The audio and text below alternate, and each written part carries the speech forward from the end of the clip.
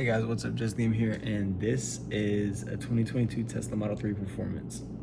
This car actually belongs to my mom, but what's crazy about it is the specs. This car makes around 500 horsepower and around 490 pound-feet of torque, which makes it really fast.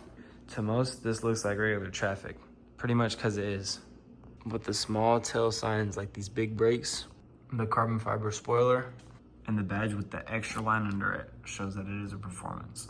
Being the performance means a couple things. A little bit stiffer suspension, wider tires, bigger wheels, bigger brakes, and obviously a 3-motor setup.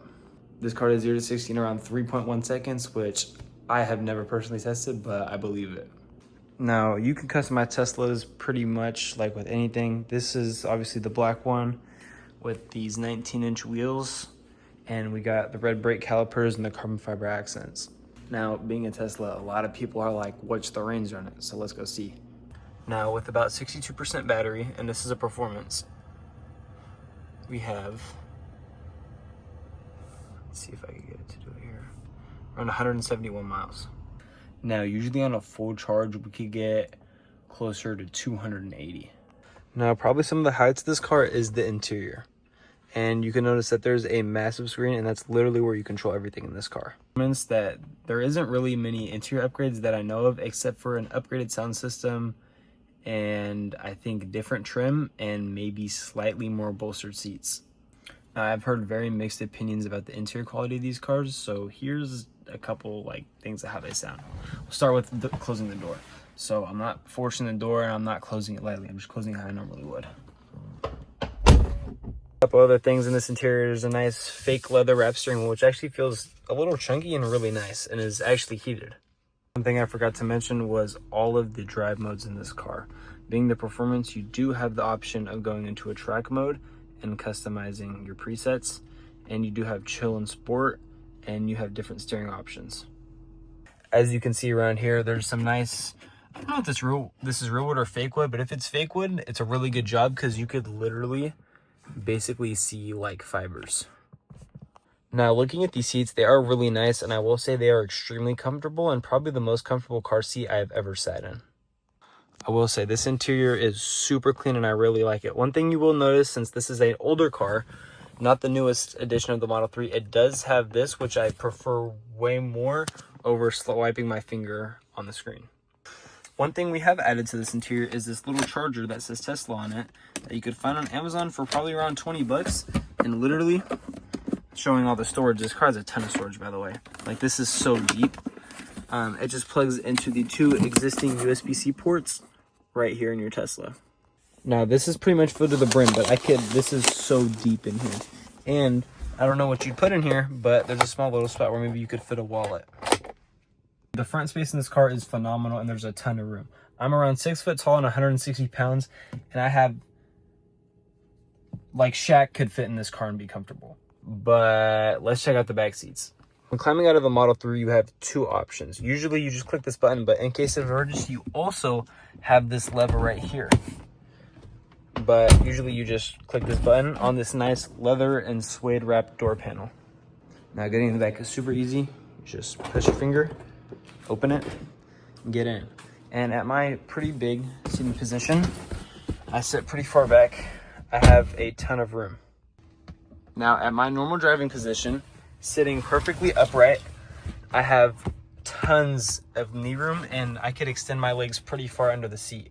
Adding to the comforts back here, I do have 2 USB-C ports and 2 air vents. Notice, even though it looks super sleek on the outside like a coupe, you still have a ton of headroom. Well, it's not as much as the front.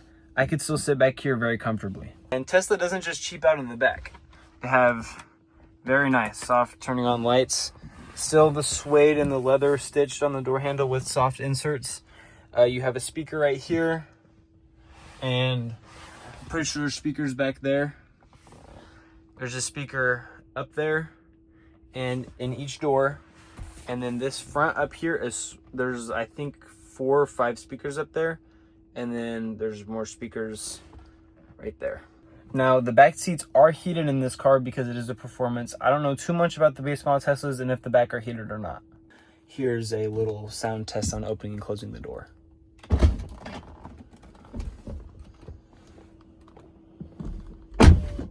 very solid. Sitting in the middle, this is a very nice car to sit in. But let's say you have to put stuff in the trunk and the front, and you do a fat Costco run. Let's see how much stuff you could fit. Now, with pretty much everything being done through this screen, you can open the front and fully open the trunk through the front screen. Opening the front is very simple. Hydraulics. Now, there is a decent amount of room in here. For example, this is about an average size grocery bag, and fits, you could probably fit 2 to 3 of these, or one small suitcase. You may also see this panel up here, which you'll probably never need to get into. Although you can access your windshield washer fluid right here, and some other things if you simply just pop this off. Now coming over to the back here, this is a self-lift tailgate. Now there is a couple miscellaneous items in here, but you can see behind this is where the subwoofer is stored. Now there is a ton of room in here. I could literally get in here. Like, this is huge. Like I'm a pretty tall guy. Not my best angle, but I fit in this trunk. It's pretty big. Also, some other things to this trunk is there is a little storage pocket right here. This is a Clorox bottle, and it fits perfectly right in there. Also, under here, this nice leather stitched compartment, you have another area you could use for even more storage.